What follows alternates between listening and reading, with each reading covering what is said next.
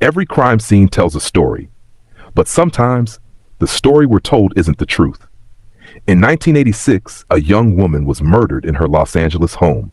It looked like a robbery gone wrong, until decades later, the evidence pointed somewhere no one dared to look, inside the police department itself. This is Hidden Motive. I'm your host, and tonight, we uncover the secret life of Detective Stephanie Lazarus and the murder of Sherri Rasmussen. Before she ever wore a badge, before she became the face of betrayal within the LAPD, Stephanie Lazarus was known as the girl who always wanted to win. Born in 1960 in Simi Valley, California, she was the oldest of 3 siblings, a high achiever from the very start. Teachers described her as driven, competitive, and disciplined.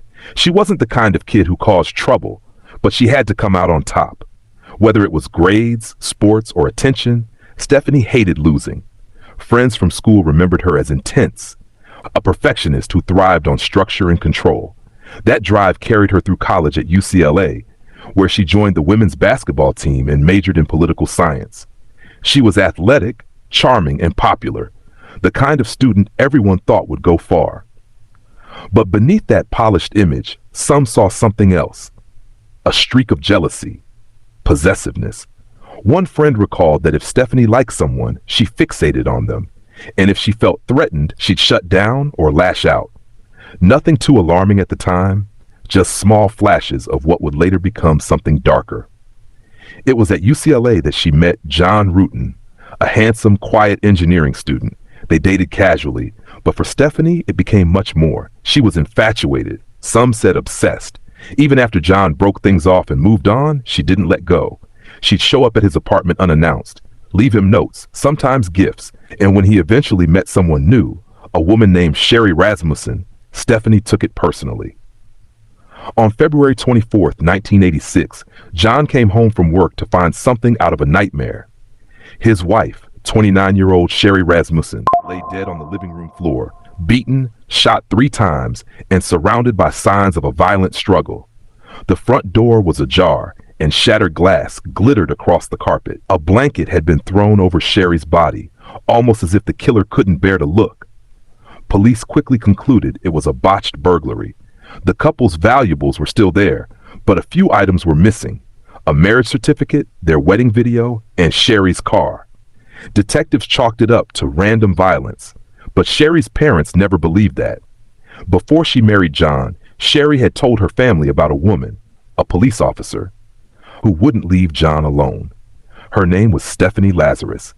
Stephanie had dated John years before, and according to friends, she wasn't over him. She'd even shown up at the couple's home uninvited, once telling Sherri directly, "If I can't have John, no one will." Still, she was a respected LAPD officer, smart, athletic, and ambitious.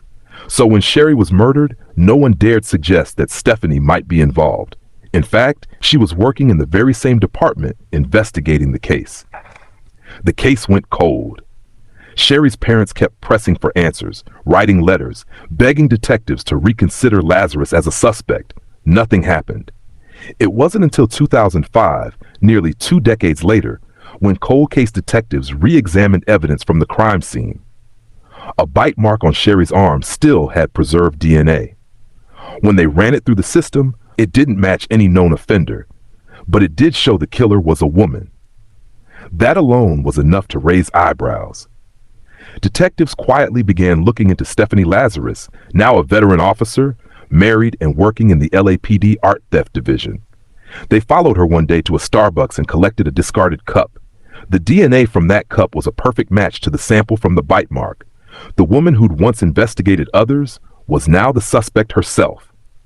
In 2009, detectives lured Lazarus into an interview room under the pretense of a routine case.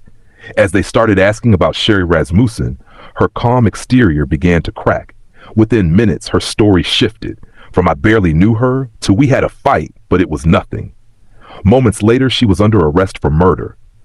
The trial revealed a chilling picture: jealousy, obsession, and abuse of power. Stephanie Lazarus had used her police training to stage the scene, to make it look like a burglary, and she'd nearly gotten away with it. In 2012, she was found guilty of first-degree murder and sentenced to 27 years to life. Looking back, There were traces of who she'd become all along. The competitiveness, the control, the refusal to lose. Maybe the signs were there, but no one saw them for what they were. For over 20 years, justice slept while a killer wore the badge of the law. The evidence was there from the start, but sometimes the hardest person to suspect is one of your own.